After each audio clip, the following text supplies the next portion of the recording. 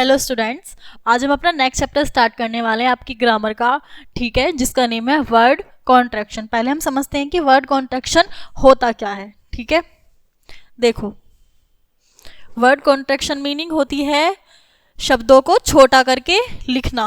क्या होता है? Write down words in small. कोई बड़ा शब्द है उसको छोटे में करके लिखना क्या होता है? Word contraction. वर्ड कॉन्ट्रैक्शन देखो,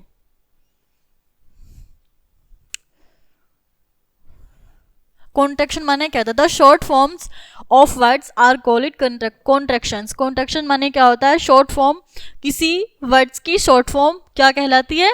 कॉन्ट्रैक्शन। तो हम पढ़ेंगे क्या क्या हमारे कॉन्ट्रैक्शन बन सकते हैं। Some contractions are given below, read them carefully. ये कुछ कॉन्ट्रैक्शन वर्ड्स हैं, इनको हमें अच्छे से लर्न करना है। ठीक है, तो देखते हैं पहले किसका क्या कॉन्ट्रैक्शन वर्ड बन सकता है। देखो, कैन नॉट। कैन नॉट मान कैन नॉट सकता नहीं। इसकी मीनिंग हिंदी में वैसे क्या होती है? सकता नहीं।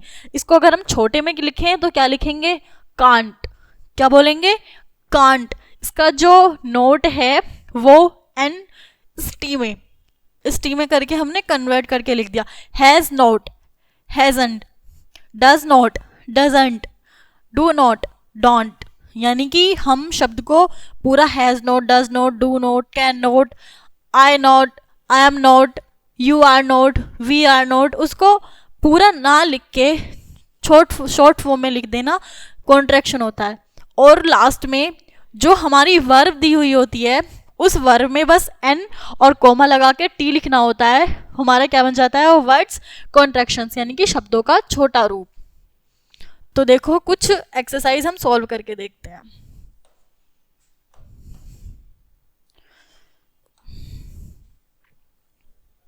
Now match the words in column A with their contractions in column B. हमें ना वर्ड्स को मैच करना है कि क्या हमारे इसमें कॉन्ट्रैक्शन वर्ड्स हैं, कौन सा वर्ड किससे मैच कर रहा है।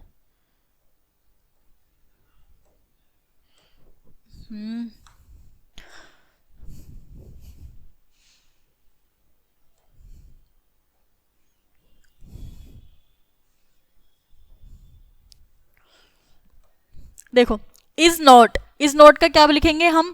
हमने क्या बताया था कि एन और कोमा लगा के टी लिख देंगे मेनली। ठीक है, इज नॉट को पहचानो कहाँ पे हो सकता है? ये रहा, इज और एन टी लिखा हुआ। वॉज नॉट को फाइंड आउट करो। वॉज नॉट कहाँ पे लिखा हुआ होगा? वॉज एन टी ये लिखा हुआ। इट इज को क्या लिखा हुआ होगा? It is apostrophe S. Who is, whose apostrophe s। that is ये रहा, that's। what is, what's। where is, where's। अगर आपको कहीं पे ये वर्ड्स लिखे हुए आए कि ये लिखे हुए हैं इस तरह से, where लिखा हुआ है, who लिखा हुआ है, that, was, isn't, it, what, तो आपको डरना नहीं है कि इसकी मीनिंग क्या होगी। बस आपको सिंपली ये देखना है कि ये किससे निकल कर आया है। ये वेयर इससे निकल कर आया है, और ये किससे निकल कर आया है? हु इससे निकल कर आया है। ये किससे निकल कर आया है? दैट इससे। जो हमारे लास्ट में वर्ड होगा ना वो उसमें अपोस्ट्रोफी एस करके जरूर लिखा हुआ होगा। जैसे नोट है, नोट में लास्ट में क्या है? टी, और हमने सब में क्या लगाया है? Apostrophe T. बस यही याद रखना है, जो लास्ट में होगा उसको हम अपोस्ट्रोफी करके लिखेंगे, S O T O P O, कुछ भी वर्ड्स हो। ठीक है, मेनली तो बस अपोस्ट्रोफी टी या अपोस्ट्रोफी एस ही होता है। तो आपको देख के समझ जाना है कि इस वर्ड की मीनिंग क्या है। देखो, आई एम का क्या बनेगा? आई एम, ये रहा, एम लास्ट में था, अपोस्ट्रोफी एम करके आ गया, अभी आपको बताया था। देखो, देन आई विल को क्या करके लिखा है इन्होंने? डबल एल, विल का डबल एल लास्ट में ला दिया और अपोस्ट्रोफी लगा दिया। आर नॉट का एंटी लगा दिया और अपोस्ट्रोफी है। विल नॉट का क्या बनाया है? वॉन्ट। हैव का हैवंट। शुड नॉट का शुडंट। दे आर का दे आर। ये रहा।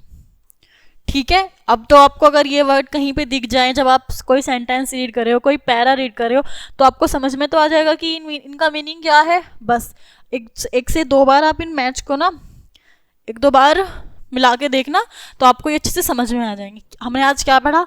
Word contractions. वर्ड कॉन्ट्रैक्शन माने क्या होता है? A short form of words, words का शॉर्ट फॉर्म करना, वो क्या होता है हमारा वर्ड कॉन्ट्रैक्शन। बस आज के लिए इतना ही, ठीक है, मिलते हैं नेक्स्ट चैप्टर में, ठीक है, थैंक यू।